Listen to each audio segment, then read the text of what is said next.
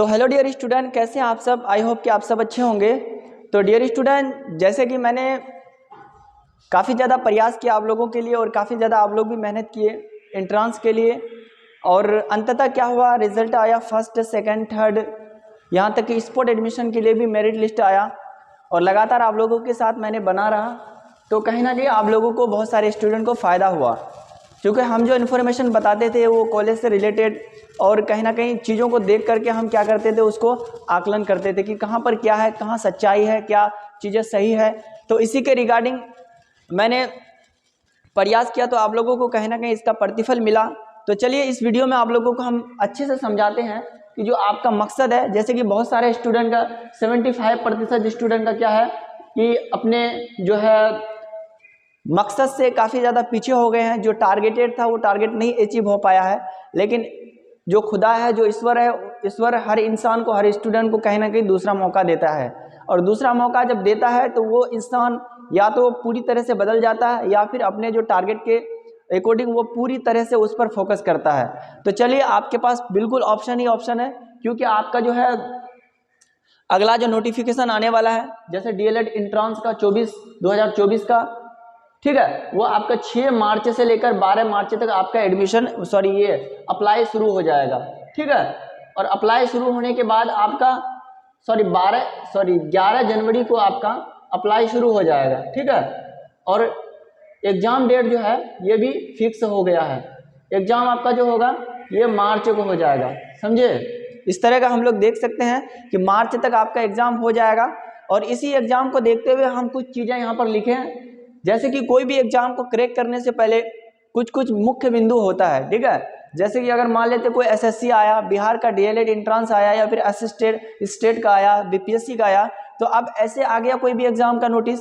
अब नोटिस आ गया तो उससे पहले हम लोगों को जानना क्या है, करना क्या है, सबसे पहले किस चीज़ों को लेकर के हम लोग को ज़्यादा सतर्क होना है, जागरूक होना है, तो उनके चीज़ों पर बात करेंगे हम लोग।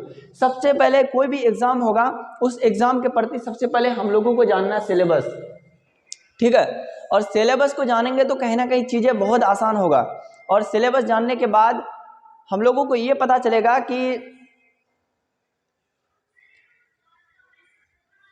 हम क्या पढ़ेंगे, क्या ज़्यादा पढ़ेंगे, किस चीज़ पर ज़्यादा फोकस करेंगे, उन चीज़ों पर हम लोगों को क्या किया जाता है, उस पर दिमाग रखने की ज़रूरत पड़ती है। जैसे कि यहाँ पर देख सकते हैं, पैटर्न ऑफ एंट्रेंस टेस्ट 2024, प्रश्नों की संख्या, उनके निर्धारित समय, और उनके बाद आपका सब्जेक्ट दिया हुआ है।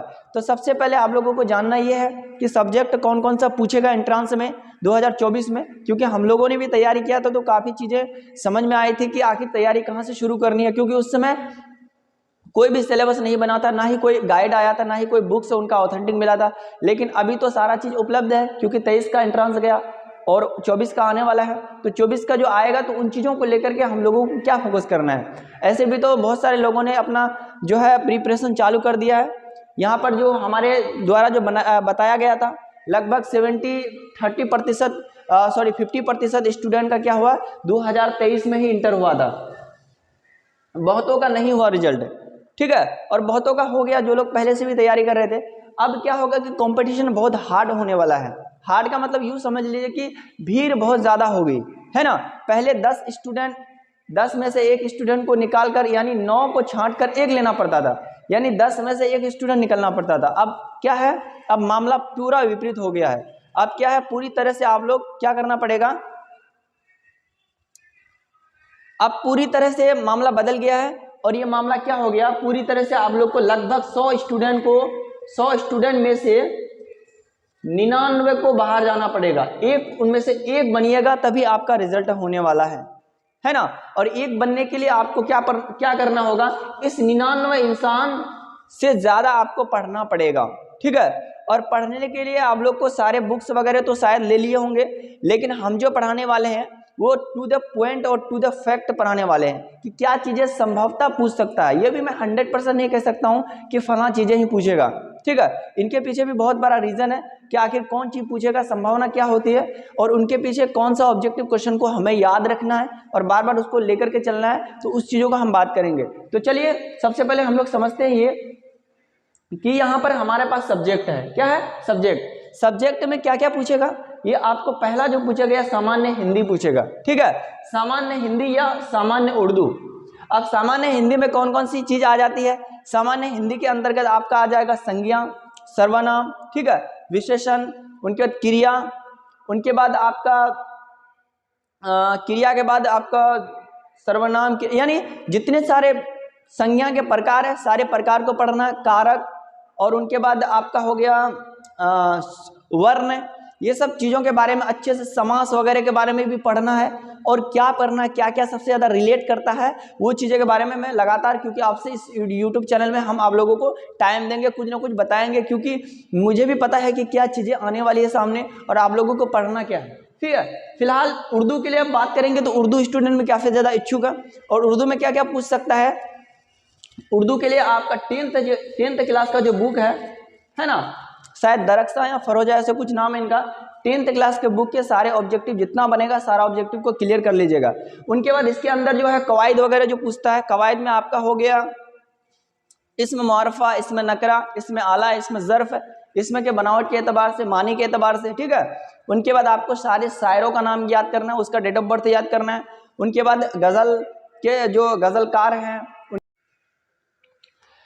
तो कुछ लाइट का प्रॉब्लम था इसीलिए मैं वीडियो को थोड़ा रोक दिया था। तो चलिए फिर से हम पुनः आते हैं अपने टॉपिक पर कि क्या क्या चीज़ें यहाँ पर पूछ सकता है, क्योंकि आज के बाद जो है लगातार आपको यूट्यूब में पढ़ाएंगे और इसी चैनल से आप लोगों को जुड़ कर रहना पड़ेगा, क्योंकि ये सारी वीडियो अब इस चैनल पर हम अपलोड करेंगे, ठीक है।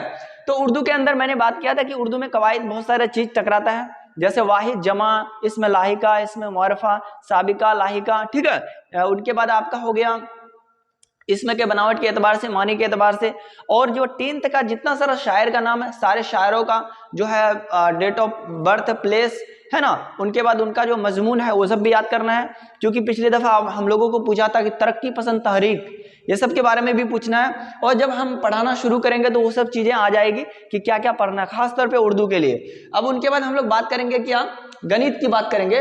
तो गणित को आप लोग को क्या करना है, गणित में ज़्यादा कुछ करना नहीं है, उसके अंदर हम टॉपिक डिसाइड करेंगे और टॉपिक को लेकर के चलना है, ठीक है। जैसे टॉपिक में आपका हो जाएगा, आप क्या कहते हैं, ज्योमेट्री हो जाएगा, उनके बाद द्विचर्य समीकरण हो जाएगा, द्विघात बहुपद हो जाएगा, उनके बाद आपका हाइट एंड डिस्टेंस हो जाएगा, एपी वगैरह आ जाता है, उनके बाद उसमें सिंपलीफिकेशन आ जाता है, और बहुत सारा ऐसा टॉपिक है जिनका हम लगातार जब आप लोग को पढ़ाएंगे मैथ में तो वो सब चीज़ों को भी जिक्र करेंगे कि क्या क्या चीज़ें आता है, और ज़्यादा कुछ लंबा चौड़ा आता नहीं, उसमें खाली ट्रिकी मैथ सब आएगा, 2 सेकंड 10 सेकंड 15 सेकंड में काट कूट करके उसको हल कर लेना है, और वही दिमाग मानसिक क्षमता पर आधारित होता है, ठीक है। ये आपका 25 नंबर का पूछा जाएगा, अगर कहीं ना कहीं 25 में आप 20 भी स्कोर कर लेते हैं तो आपका आराम से रिजल्ट बन जाएगा, ठीक है। अब चलिए बात करते हैं हम लोग विज्ञान का। अगर विज्ञान में बात करेंगे तो आप लोग को दर्पण, ठीक है, उनके बाद आपका अनुवांशिकता, ठीक, उनका जितना सारा चैप्टर है 10th और 9th लेवल का जितना सारा बायोलॉजी का है, फिजिक्स का है, केमिस्ट्री का है, इनको घोर के पी लेना है ऑब्जेक्टिव क्वेश्चन का, ठीक है। और साइंस का भी बदलता नहीं है, साइंस वही रहता है, जो चीज़ें हम बताएंगे उन चीज़ को खाली आप लोग कॉपी में लिख लीजिएगा, और लिख लीजिएगा तो उसको याद नहीं, उसको 2-3 बार ऐसे पढ़िएगा, याद रह जाएगा, है ना, क्योंकि 10th लेवल तक सब लोग पढ़े होंगे और 12th भी पास किए होंगे, और 12th का ज़्यादा कुछ पूछता नहीं है, सिर्फ 10th लेवल का अंदर 10th का आप लोग को सारा चीज़ कवर कर लेना है, वो फिर वीडियो अगली वीडियो में हम लोगों को आसानी से समझ में आ जाएगा, ठीक है। ये होगा आपका, ये पूछेगा 20 नंबर का।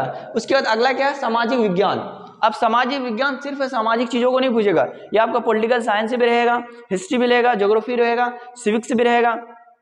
उनके बाद आपका यानी ऑल ओवर सामाजिक विज्ञान के अंदर 3-4 सब्जेक्ट होता ना, सारे सब्जेक्ट को पी करके मतलब घोल करके पी लेना है ऑब्जेक्टिव क्वेश्चन। जैसे कि आपका आप पूछ लेगा क्या, वियना कांग्रेस, वियना सम्मेलन, ठीक है, लाल सेना, लाल क्रांति। उनके बाद आंदोलन को तो छोड़ना ही नहीं है, चाहे वो आंदोलन अपने देश के अंदर हो या विदेशों में, जितना सारा आंदोलन महात्मा गांधी के द्वारा हुआ था गांधी युग के अंतर्गत, उनके 1885 से लेकर 1947 तक जितने सारे लॉर्ड आए थे, Lord Dufferin, Lord Curzon, Lord Harding, Lord Ripon, ठीक है, मिंटो द्वितीय, ये सारा जितना सारा हुआ सारे का कार्यकाल हम पढ़ाएंगे यहाँ पर, और इतना तरकीब से पढ़ाएंगे कि मुझे लगता नहीं कि एक बार पढ़ाने के बाद आप लोग भूलिएगा, जिंदगी में नहीं भूल सकते, ये मेरी गारंटी है आप लोगों का, ठीक है। ये क्लियर हो जाएगा। सामाजिक अध्ययन के अंदर आपका इकोनॉमिक्स भी आता है, इकोनॉमिक्स में आपका आ जाएगा राष्ट्रीय विकास परिषद, है ना। उनके बाद बहुत सारा ऐसा टॉपिक है, जब हम लोग टॉपिक पर बात करेंगे ना तब वो चीज़ें अच्छे से समझ में आ गया कि आखिर यहाँ पर पढ़ना क्या है आप लोगों को, ठीक है। उनके बाद फिर आप लोगों का आ जाएगा सामान्य अंग्रेजी। सामान्य अंग्रेजी में क्या पूछेगा आपको, वही noun, pronoun, adjective, verb, adverb, preposition, conjunction, interjection, इसके अंतर्गत सारा चीजों को एक एक चीज को ले लेगा। अब पूछेगा दिस इज डैश शर्ट, अब दे देगा येलो, ब्लैक, ये वो। जब पढ़ाएंगे अंग्रेजी तो वो चीजें भी समझ में आ जाएगी कि अंग्रेजी में आखिर तात्पर्य क्या है। जैसे अंग्रेजी में कुछ कुछ चीजें पूछेगा, जैसे आर्टिकल पूछ लेगा आप लोगों को, है ना। आर्टिकल के बाद आपको पूछेगा प्रीपोजिशन। प्रीपोजिशन तो जिंदगी में कभी भूलना ही नहीं है। प्रीपोजिशन ये ना कभी बदल, ये कोई भी ऐसा एग्जाम है जिसमें ये टपकता नहीं है, हर एग्जाम में टपकता है प्रीपोजिशन, ठीक है। नाउन हो गया, एडजेक्टिव हो गया, उनके बाद वर्ब हो गया, वर्ब को तो 100% पढ़ाएंगे। और उनके बाद आपका सब्जेक्ट पैसिव है या एक्टिव है, ये सब चीज, इंट्रोगेटिव सेंटेंस, यानी ये चीज को जब ऑब्जेक्टिव क्वेश्चन कवर करेंगे तो इसमें भी सारा कुछ आ जाएगा आपका, ठीक है। इतना सारा समझ में आ गया होगा आई थिंक। उनके बाद आपका क्या है, तार्किक एवं विश्लेषणात्मक।